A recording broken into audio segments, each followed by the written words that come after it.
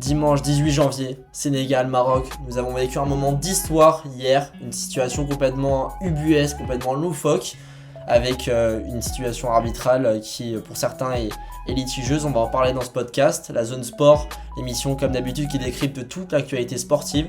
D'ailleurs, pour faire la promo avec Zéphir et Elias, on va travailler sur des vidéos tous les jours qui seront postées sur tous les réseaux pour l'Open d'Australie. Donc chaque jour, on fera un débrief de ce qui s'est passé durant la journée, avec notamment un gros résumé des matchs des Français. On a eu de belles performances dans ces premiers jours. Elias, je veux ton avis en premier sur cette situation arbitrale. Déjà, je crois que tu l'as vécu un peu différemment des autres. Effectivement, grosse différence, puisque moi j'étais dans l'avion, j'ai regardé que les 60 premières minutes et ça allait plutôt bien, honnêtement. Je me suis dit, écoute, un petit match tranquille, il y avait vraiment du beau football, on en reviendra d'ailleurs après. Mais ouais, j'étais dans l'avion, j'atterris, j'allume la connexion, etc. Je connais le score, parce que le gentil commandant de bord qui me donne le score, je me dis que Sénégal a gagné. Voilà, c'était un match accroché qui allait en prolongation. Et là, toutes les infos tombent, les situations arbitrales litigieuses, le but qui est refusé d'un côté, le penalty accordé de l'autre, les joueurs qui sortent, Brahim Diaz qui fait ces dingueries intersidérales dont on s'en rappellera, d'ailleurs qui traînera pendant toute sa carrière, il va traîner ça, cette dinguerie qu'il a fait. Et ça, comme tu l'as dit, c'est l'histoire qui s'est écrite le 18 janvier. Hier, c'était vraiment une grosse dinguerie et c'est l'histoire du foot et plus globalement hors du football africain. Tout le monde en a parlé sur tous les réseaux, c'était n'importe quoi. Donc ouais, c'était assez dingue. Tout m'est tombé dessus là d'un coup comme ça. Ouais, j'ai vu toutes les infos. C'était n'importe quoi. Zéphir, je sais pas comment tu l'as vécu toi, mais waouh, c'était complètement dingue. Moi, c'est vrai que j'avais fait le choix de pas regarder le match. J'avais regardé un petit film avec mes parents et au final, j'ai mis le match à la 95e. Et anomalie, quand à la 95e, je vois penalty, tout de suite qui tombe pour le Maroc. Je vois les joueurs qui sortent du terrain. Je me dis, c'est une folie. Vraiment, des joueurs qui sortent du terrain. J'avais jamais vu ça et ça a déjà dû arriver il y a bien longtemps, quand le football était moins professionnel, etc. Mais là, j'avais l'impression d'être sur un match amateur. Enfin, les joueurs, ça partait dans tous les sens. On avait des vols de serviettes. Je savais même pas que c'était possible en foot. Des vols de serviettes. C'est parti dans tous les sens ce match. Je sais même plus si on doit analyser du foot ou une garderie d'enfants. Enfin, c'était terrifiant. Écoute Zéphir, on va revenir sur plusieurs points sur ce match Sénégal-Maroc, mais le premier point que je voulais aborder avec vous, c'était le point de l'arbitrage, parce que au-delà du Maroc et de beaucoup de gens qui dénoncent leur organisation, etc., mais le gros problème, c'est l'arbitrage qu'on a eu hier soir. C'est pas forcément la faute des Marocains, ce qui s'est passé avec l'arbitrage. Après l'histoire des serviettes, comme tu as parlé Zéphir, là c'est complètement de leur faute. C'est la deuxième fois que ça arrive après le Nigeria. Là on est vraiment sur une situation qui est entièrement de leur faute, mais l'histoire de l'arbitrage, c'est pas de leur faute. Il n'y a pas eu de simulation ou quoi que ce soit d'Hakimi, même si pour moi il n'y a absolument pas faute. Même sur la faute de Brahim Diaz, c'est discutable, mais pour moi il n'y a pas de quoi siffler un penalty à ce moment-là du match dans une situation pareille. Mais en tout cas, depuis le début de la CAN et sur toutes les autres CAN, on a toujours un arbitrage qui crée des polémiques, qui crée des scandales, et ça décrédibilise le football africain indirectement. Comment peut-on prendre une compétition au sérieux quand à chaque match on a des décisions litigieuses et que tous les pays viennent se plaindre? J'ai l'impression que tous les matchs, il y a des recours qui sont déposés auprès de la CAF pour dire oui, on n'est pas content de telle situation et on voudrait rejouer le match. Donc au final, la CAF devrait se remettre en question, se dire comment c'est possible qu'on arrive à de telles situations et potentiellement inviter d'autres arbitres qui seraient peut-être plus compétents, des arbitres européens qui savent mieux gérer des situations. On l'a vu, la gestion de la situation de la part de l'arbitre en finale, c'est scandaleux. Quand il y a des supporters sénégalais qui sont à deux doigts de rentrer sur la pelouse et qu'on fait frapper un penalty à Brahim Diaz, à un moment c'est pas possible. On aurait dû faire rentrer les deux équipes au vestiaire, prendre un peu de temps, parce que là, je sais pas si vous avez vu les images des supporters sénégalais qui envoient des chaises sur les stadiers, mais c'est inadmissible de faire tirer un penalty dans ces conditions. Il le met, ça se trouve Brahim Diaz le met, il va célébrer, il se fait taper par un supporter, enfin c'est scandaleux. Elias, moi je veux avoir ton avis sur l'arbitrage et après on passera sur le sujet Brahim Diaz qui pour moi c'est du foutage de gueule ce qui s'est passé, et ça c'est comme la situation d'arbitrage, on s'en rappellera pendant des décennies. De toute façon, tous les faits de jeu sont historiques, et notamment, on va commencer par l'arbitrage qui on l'a redit d'ailleurs dans le podcast précédent, vous pouvez aller voir les capsules qui sont sur les réseaux. L'arbitrage est totalement à l'envers sur le tournoi et c'est complètement déplorable parce que le football africain, il y a énormément de nations qui sont très belles à regarder, même si certaines beaucoup moins, mais il y a des très belles nations avec des stars internationales maintenant, des stars mondialement reconnues.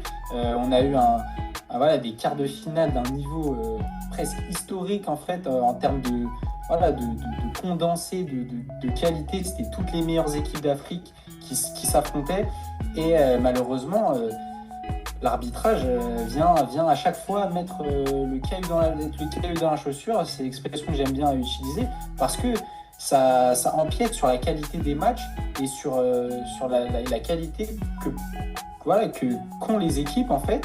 Et si ça joue sur des faits de jeu, sur des faits d'arbitrage, c'est pas de leur faute. Et à chaque fois, ça leur retombe dessus injustement. Et c'est totalement déplorable. Moi, je suis totalement attristé par cet effet de jeu parce que pour moi, l'arbitrage, normalement, on devrait pas avoir à autant en parler alors qu'on en parle énormément en ce moment. Je sais pas, j'aimerais bien avoir ton avis aussi, Zéphyr, là-dessus, mais c'est vraiment dommage que l'arbitrage soit un sujet central sur une finale de CAN entre les deux meilleures équipes d'Afrique, quoi. Ouais, c'est vrai que c'est ce que j'ai dit précédemment. Le sujet central n'est plus le foot sur cette CAN. Et c'est là terrible, c'est que on s'est détourné du football pour parler d'arbitrage, de comportement de spectateurs, de comportement de joueurs. C'est parti trop loin, puis dire. Et l'arbitrage a été. On a eu trop de décisions litigieuses. Après, dans le foot moderne, on en a de plus en plus. Mais là, c'était quand même exagéré sur cette CAN. On a vu l'Algérie qui avait posé un recours pour rejouer le match. Il y a eu plein de matchs. Le Maroc, on a su contre la Tanzanie aussi en 8e de finale, qui aurait pu subir un penalty en toute fin de match. Enfin, toute cette CAN a été gangrénée par toutes ces situations potentielles de penalty, ces buts qui auraient dû être refusés, validés. C'est à n'en plus finir. Enfin, voyons un petit peu du football sans toutes ces polémiques, ça ne serait que plus agréable et donnerait une plus belle image du foot africain qui, on ne donne qu'une seule envie en fait là, c'est de rire du football africain, alors qu'on voudrait, avec, je l'avais dit dans le précédent podcast, un football africain qui s'est européanisé, qui s'est professionnalisé. On voudrait avoir ça sur tous les plans et là, on ne peut que rire du football africain qui est affligeant sur le point de l'arbitrage. Effectivement, Zéphyr, moi j'imagine la réaction de Gianni Infantino qui était présent hier devant ces situations. Il a dû être complètement choqué par ce qui s'est passé. J'espère que la Coupe du Monde se passera d'une meilleure manière. En tout cas, moi pour revenir, il y a beaucoup de gens qui critiquaient l'action des Sénégalais de rentrer au vestiaire. Je pense que c'est une bonne chose quand même qu'il soit revenu sur le terrain et que Sadio Mané, ce qu'il a fait, je pense que c'est vraiment un gros symbole et il rentre encore plus dans l'histoire après son acte. Et moi je les comprends, franchement je vous le dis très clairement, je les comprends les Sénégalais d'être rentrés parce qu'à un moment je pense qu'ils se sont dit c'est trop. Avant le match, Pape Thiaw il avait déjà dit oui, on demande à la CAF de faire attention à toutes les actions marocaines, à tous les supporters qui veulent il y a des supporters qui ont voulu agresser des Sénégalais, ils voulaient faire attention au vol de serviettes comme il s'est passé pendant la demi-finale Maroc-Nigeria. Et au final on arrive dans ce match, 92e, enfin je sais plus exactement la minute, mais le Sénégal doit mener 1-0. Au final, ils peuvent pas marquer ce but et ils sont à deux doigts de se faire éliminer. Donc je pense qu'à un moment, ils en avaient ras-le-bol. C'est la goutte d'eau qui a fait déborder le verre. Et ils se sont dit, à un moment, on va montrer qu'on subit une injustice et on va rentrer au vestiaire. Donc il y a beaucoup de gens qui critiquent comme quoi il faudrait respecter les décisions arbitrales, mais à un moment je pense que quand tu es dans une situation comme ça, déjà l'arbitre, la situation avec Hakimi, enfin je sais pas ce que vous en pensez, mais pour moi c'est un scandale de siffler une faute déjà aussitôt, de même pas laisser jouer l'action 2 secondes de plus, et en plus une faute qui est inexistante. On a eu beaucoup de fautes comme ça pendant la CAN, dans les matchs du Maroc où on a des duels épaule contre épaule ou genre des duels simplement de football parce que le football est un sport de contact et on siffle des fautes qui sont inexistantes et qui en première ligue, mais je pense qu'ils doivent taper des fous rires sur les fautes qu'ils voient là pendant cette CAN. Elias, je sais pas ce que t'en penses, mais moi je trouve ça déplorable. Exactement, moi comme j'ai dit, j'avais vu les images et je regarde la situation du but sénégalais. Je dis, il n'y a pas faute. Enfin, c'est le duel, Hakimi, c'est lui qui vient chercher qui vient chercher le joueur là, c'est lui qui va au contact et il se fait manger, il glisse, il se fait manger, peu importe l'interprétation. Mais pourquoi l'arbitre siffle aussitôt laisse-le maintenant dans une culture on laisse jouer sur les hors-jeux, des fois on laisse jouer, d'ailleurs c'est totalement dingue là. Pourquoi il siffle instantanément et derrière sur la situation marocaine qui est quand même quasi similaire, où on a un duel un peu avec les mains, un peu chahuté, où Brahim il en rajoute, mais c'est la commedia dell'arte là, ça y est, il a son rôle tout trouvé à Hollywood. Il siffle, il se prend une pression, il va voir la VAR et derrière il accorde ce penalty. Comme tu l'as dit, je suis un peu plus nuancé parce que je trouve que la réaction est un peu excessive d'aller au vestiaire, etc. Je pense qu'il y a d'autres manières de montrer son ras-le-bol. Je pense que les sanctions d'ailleurs vont tomber. Mais Mané, mais quelle légende, Ce mec vraiment, il est incroyable. Il s'est implanté là, avec la victoire du Sénégal comme un top 3 pour moi légende du football africain, c'est indéniable. Il est encore un peu plus rentré dans l'histoire. Je veux ton avis, Zéphyr, là-dessus également. Waouh, sur ces décisions, est-ce que pour toi il y a faute d'un côté ou de l'autre sur les différentes situations? C'est vrai que au vu de ce qu'on a vu, le Maroc, oui, il n'y avait pas une réelle faute. Et après, de l'autre côté, c'était exagéré. Sur Brahim Diaz, pour moi, il n'y avait pas faute. Et de l'autre côté, Hakimi a largement exagéré ce qui a été en défaveur. Parce que tu as raison, ils auraient dû le laisser jouer la faute sur Hakimi pour voir après si le but était accordé ou non. Parce que là, ils ont donc été, je le rappelle pour ceux qui n'ont pas compris, ils ont été dans l'impossibilité d'utiliser la VAR car l'arbitre a sifflé la faute pendant le match. Une situation qu'on avait pu voir comme Real Bayern il y a 2 ans de ça, je crois. Avec le hors-jeu sifflé trop tôt. Donc avec la philosophie de la VAR qui laisse jouer pour les hors-jeux, comme tu l'as dit Elias, il faut aller vers ça.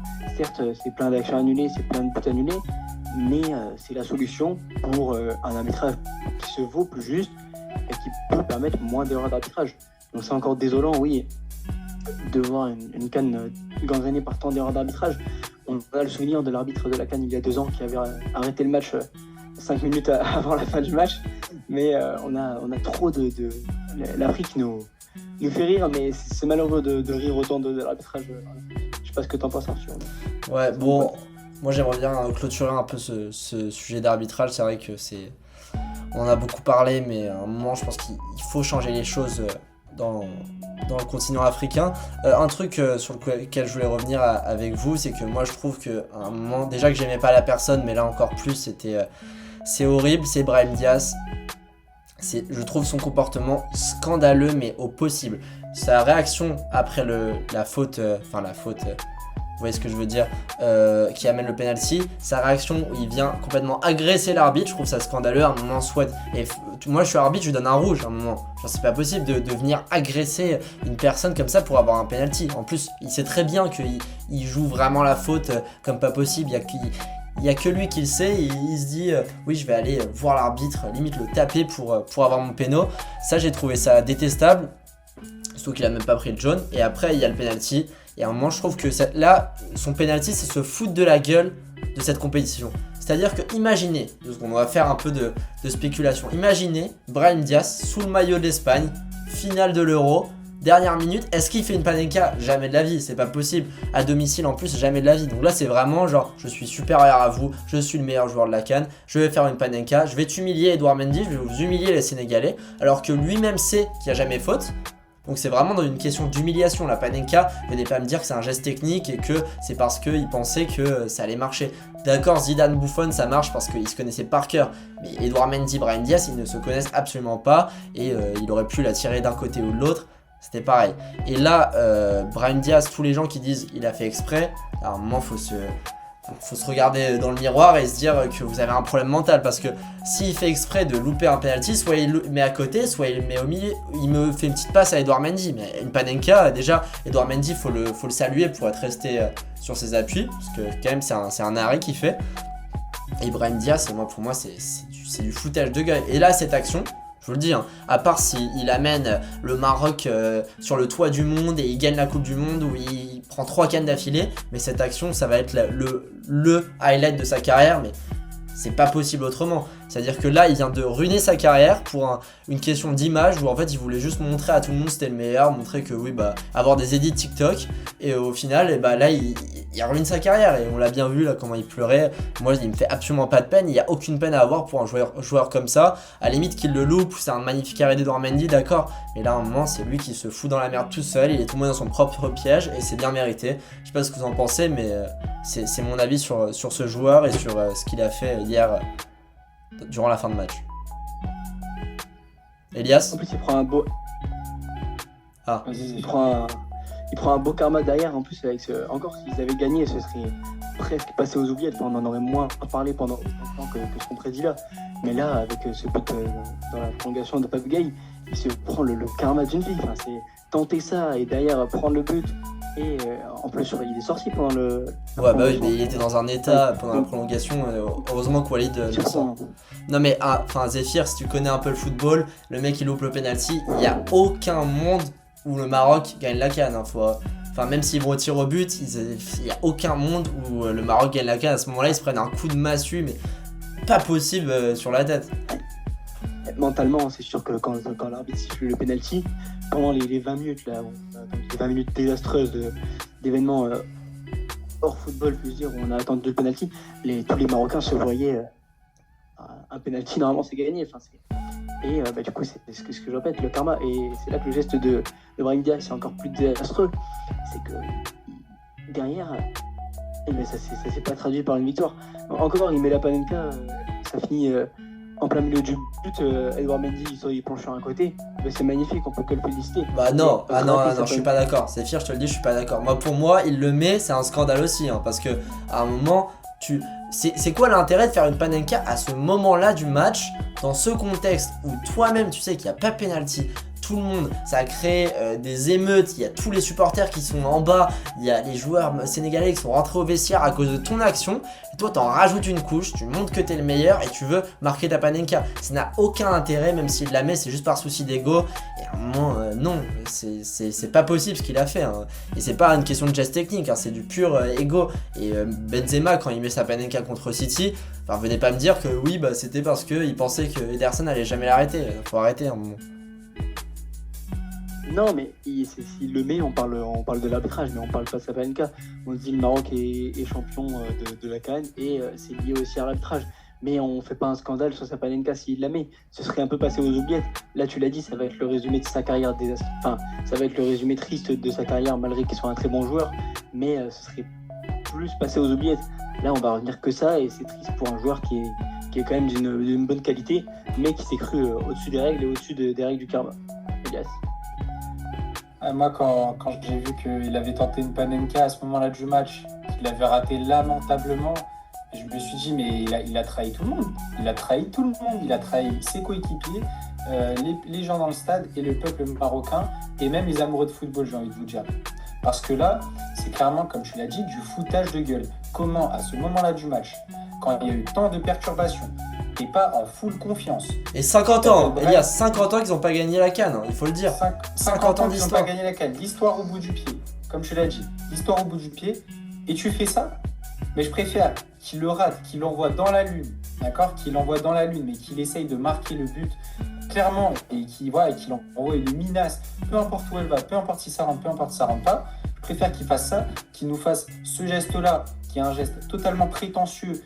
Pour moi, ce que je me suis dit en lisant le fait qu'il a voulu faire une panenka, et en la voyant, il a voulu ses edits TikTok. C'est tout. Ça y est, on est la génération TikTok. Lui aussi, il y est. Et il s'est dit, demain, en me réveillant, quand je vais voir tous mes edits TikTok, ça va me faire du bien. Mais non, quand tu es un leader, quand tu es le leader de cette CAN du Maroc, même devant Hakimi, j'ai envie de te dire, tu ne peux pas te permettre de faire ça. Et d'ailleurs, il y a un petit dialogue entre Regragui et lui. Je ne sais pas ce qu'ils se sont dit, mais j'avais l'impression que Walid Regragui était quand même assez consterné, voire énervé de son geste.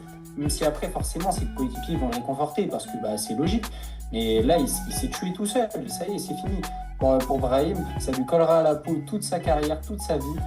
Et à moins qu'il redore le blason, mais là, c'est totalement finito pour lui. C'est n'importe quoi ce qu'il a fait. Et en plus, son attitude est totalement déplorable sur tous les faits de jeu. Donc, honnêtement, j'ai envie de dire, justice a été faite avec ce raté, quoi. Zéphyr, t'as un petit mot On avait parlé de la gestion désastreuse du Nigeria dans les pénaltys. La question pour moi, c'est pourquoi c'est pas Hakimi, le leader. On avait dit qu'il faut que ce soit les leaders qui tirent les pénaltys. On peut revenir sur ce sujet-là. Et le leader de cette équipe, on l'avait vu à la Coupe du Monde 2022. Je suis désolé, je parle beaucoup de la Coupe du Monde 2022 quand on parle du Maroc. Mais ça avait été l'image de cette Coupe du Monde. Hakimi qui permet au Maroc de gagner, d'aller jusqu'en demi-finale. Pourquoi ça s'est pas passé selon la même logique? Je comprends pas. Il avait mis une Panenka contre l'Espagne. Ah oui, mais on n'en avait pas fait tout un scandale en disant c'est un problème d'ego. C'est là qu'Arthur, il a fait une Panenka, il l'a mise. Là, si hier il met sa Panenka, hop, c'est fini, on n'en parle plus, on parle de l'arbitrage. Zéphyr, ça n'a aucun rapport, c'est-à-dire qu'il y a une Panenka au tir au but en Coupe du Monde et une Panenka à la dernière minute de la compétition la plus importante de ta carrière et où tu as 50 ans d'histoire derrière toi. Donc à un moment, c'est normal qu'il y ait une différence, il ne faut pas comparer l'incomparable. Un tir au but et un penalty, c'est absolument pas la même chose déjà. Et la deuxième chose, c'est que Hakimi n'a pas tiré un penalty depuis le début de la CAN. Donc c'est quoi l'intérêt de le faire tirer comme ça? Mais sur toute la CAN, je parle mais non, mais je veux dire un penalty dans le jeu, Elias, excuse-moi. Ah, oui, okay. C'est-à-dire que depuis le début de la CAN, c'est Brahim Diaz qui tire les penalties. Donc pourquoi changer la hiérarchie et mettre Hakimi? Il y a aucune raison à ça. Et justement, ça aurait créé d'autres polémiques. Sachant qu'Hakimi, en 2023 en Côte d'Ivoire, il loupe son péno, il le fout dans la lune. Donc lui, il doit avoir un traumatisme comme pas possible de ce qui s'est passé. Ça n'a aucun sens de le mettre en tireur alors que c'est même pas lui le tireur désigné. Bon. Cessons de parler de Brahim Diaz, on va juste consacrer 2 minutes au vrai match, ce qui s'est vraiment passé. Elias, est-ce que tu peux nous parler de ce qui s'est passé, toi qui as revisionné le match? Pour moi, c'est une victoire sénégalaise amplement méritée. Pour moi, le Maroc, sous la pression, n'a pas pu créer son jeu et n'a pas pu jouer comme on l'a vu contre le Nigeria ou contre le Cameroun. J'étais dans le match et ce que je me disais dans le match, c'était... Ah ouais, on a vraiment les deux meilleures équipes en finale. C'est les deux meilleures équipes du continent africain. Et ça s'est clairement vu sur la finale. Il y avait vraiment une qualité de jeu partout, que ce soit en défense, en attaque. Nicolas Jackson qui a fait un très bon match, qui a été énormément critiqué. Très bon match de beau jeu pour embêter les défenseurs. Le Maroc a été secoué, bousculé. Le Sénégal aussi, en deuxième mi-temps, ça a été compliqué pour eux. Puis derrière... Non mais on n'en parle pas assez parce que tous les faits de jeu ont effacé ce but. Mais Pape Gueye, c'est quoi ça? Il nous a envoyé un missile intersidéral au début de la prolongation pour dire voilà, je vous climatise et avec de la plus belle des manières. C'est pas avec une Panenka, mais c'est avec une frappe hors de la surface, après un rush, après une action, une récupération, un mouvement fluide, un mouvement élégant. Et derrière, il envoie cette frappe brutale. Bounou, il ne peut rien faire le pauvre alors qu'il fait une canne. Et waouh, la canne de Bruno est absolument exceptionnelle. Mais ce but de Pape Gueye, pour moi, il n'est pas assez mis en valeur. Malheureusement, par rapport au fait de jeu qu'il y a eu. Et quelle frappe! Waouh, vraiment, j'ai halluciné devant le but. J'étais là, mais ah ouais, truc de dingue quoi. En plus, il y a eu un but et c'était ce but-là quoi. Zéphyr, je sais pas ce que tu en penses, mais waouh! C'est vrai qu'en plus Arthur l'avait prédit, Pape Gueye, il avait dit qu'il peut-être marquerait durant cette finale de la CAN, donc bien joué Arthur. Mais oui, c'est vrai que... Mais c'est ce que je retiens, on ne s'est pas assez attardé au final sur cette CAN. C'est triste parce qu'il y a eu quand même, sur cette finale, tu l'as dit Elias, un bon niveau de jeu, une bonne finale. Et on ne s'est pas assez attardé pendant cette CAN sur le niveau de football, alors qu'à la base c'est ça le football, deux équipes qui s'affrontent. Et on s'est attardé sur trop de faits de jeu, d'arbitrage. C'est dommage, on s'est arbitré sur autre chose, on a jugé autre chose que du foot alors que à la base c'est du foot. Voilà, sur ton petit mot sur la fin. Écoute, en fait je pense que, je te le dis très clairement Elias, la seule manière pour le Sénégal de marquer hier, c'était d'envoyer un pétard de Pape Gueye. Quand on voit le niveau de Bounou, c'était impossible de faire autrement. Là, on n'en parle pas, mais la cuillère, parce qu'ils ont perdu, mais la cuillère qu'il fait sur le joueur sénégalais, c'est historique. Si le Maroc gagne, on en parle pendant 35 ans. Même l'arrêt sur Iliman Ndiaye, il est incroyable. C'était la seule manière pour eux de gagner face à un goal. Franchement, pour moi, c'est top 3 meilleurs gardiens du monde. Hein. Même s'il joue à Al Hilal en Arabie Saoudite, le mec est exceptionnel. Il peut revenir en Europe. Franchement, on fait des discussions pour le trophée Yashin chaque année. Bon, en tout cas, ce que je voulais dire déjà, c'est que Sadio Mané, tu t'en as pas parlé, mais c'est lui qui fait le pressing pour récupérer la balle pour Pape Gueye à la fin. Bon, lui, vraiment, il s'instaure comme, tu l'as dit, top 3 meilleurs joueurs de l'histoire africain, mais c'est limite top 2 avec Georges Weah, il y a des discussions. Mais en tout cas, on a vécu une très belle CAN, on a adoré la passer à vos côtés et la débriefer chaque semaine. C'était vraiment un plaisir pour nous. Donc avec Elias, on est très content parce que nos pronostics de début de CAN ont marché, vu que le Sénégal a remporté cette CAN. Même mon pronostic de Pape Gueye, je t'avoue que je l'avais oublié, mais je suis très content que ça ait marché. Zéphyr, le Nigeria, c'est pas passé loin, mais peut-être que à la Coupe du Monde, ils vont pas jouer, mais peut-être qu'à la prochaine CAN, ils gagneront. En tout cas, nous, on parlera de l'Open Australie jeudi, donc ça va être, on va débriefer un peu tout ce qui se passe. Il y a deux consultants qui ne dorment pas de la nuit pour voir les matchs, donc c'est très sympa. Je vous l'avais dit la semaine dernière, Arthur Géa, branchez-vous. Le mec vient de taper le numéro 19 mondial, donc il y a un peu de flair ici. On sait un peu les pronostics, on a un peu d'expérience Winamax et Elias, je sais pas si t'as un petit mot de la fin, mais on va couper le podcast là-dessus. Ouais, belle vision aussi de moi sur Rinderknecht, vraiment très très belle vision. Ouais, j'ai la vision. Par contre, Alexander Zverev, quand il perd le premier set contre Gabriel Diallo, moi je me dis il va perdre en 3 sets, mais finalement il sort vainqueur et il affrontera Alexandre Muller. Encore une fois, regardez nos reels tous les jours préparés par Elias. Et on se retrouve jeudi pour un débrief LDC tennis et peut-être un petit mot sur le All-Star Game. Wembanyama titulaire, premier français de l'histoire à noter. Et à jeudi. À jeudi, ciao ciao.